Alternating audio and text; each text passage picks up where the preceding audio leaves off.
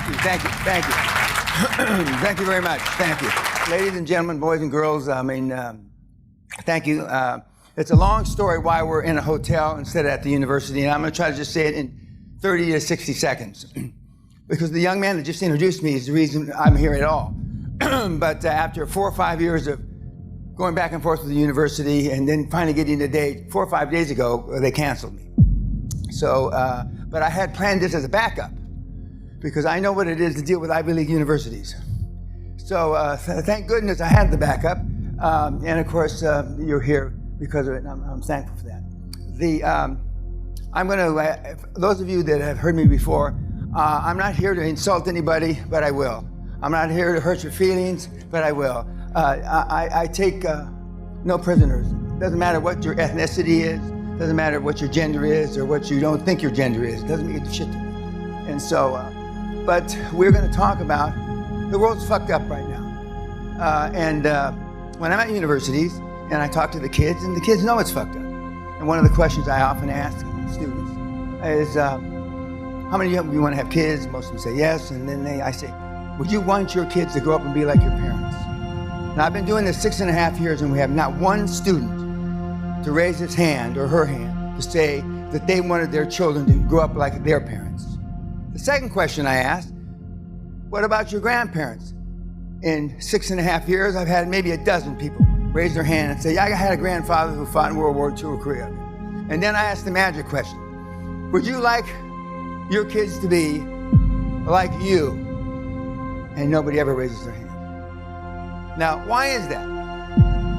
Other than the obvious, low self-esteem, low self-worth, etc., etc. Because we've got a fucked up system. One of my favorite topics, which we're not going to cover tonight, is wealth, risk, reward, not. In other words, the old system that your parents or your grandparents were raised into is you work a big job, IBM, AT&T, Shell Oil, you work for 30, 40 years, you get a pension, and maybe you get a watch, not as nice as this gold one that Sally gave me, and you retire. Well, that system has been fucking busted for 25 to 40 years, depending on where you're from in the world. The system's bust. And for those of you that don't understand that the system's bust, that's why things like Bitcoin have taken off and all the other alternative investment vehicles. And I'm not here to say that Bitcoin's bad. I'm not here to say any of those alternative investment vehicles are bad. But nothing goes on forever. The market is at a 70-year high. 70-year. Interest rates are at a 5,000-year low. And you see what happens when Chairman Powell says he's going to ratchet up interest rates 3 to 4 to 5 to 6 to 7 times. But today, being in the home of one of the finer universities on the planet, I had a whole speech to talk about Pete, who I knew, third guy to walk on the moon. He came to me in the mid-90s. You would have thought a guy who walked on the moon would have the world by the ass. Not. The best he could do, and he's a brilliant guy, and he said that every time he went up in space, there was a 1 in 3 chance that they were going to come back. 1 in 3. In other words, 2 in 3, you weren't going to come back. And he said to me in my living room in Palos Verdes, we all had a fucking death wish. And he says, another thing you'll notice, Dan, he says that all of us were small. And they were. Because they couldn't expand the rocket propulsion much more than a monkey, a chimpanzee. So they had all small astronauts.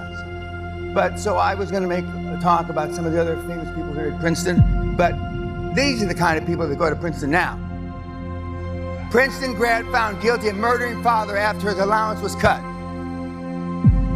I mean, truth is stranger than fiction. He was getting $1,000 a week from his dad. His dad cut it, so he cut his throat. Now that's where we are. Unfortunately, the world is fucked. And that's why QLA and I have become so goddamn popular. I'm an overnight success after 50 years. It slays me. I've been saying the same thing for 50 years. I've been saying the same thing for 28 years to kids like yourself. And now I'm successful, or I'm deemed to be successful.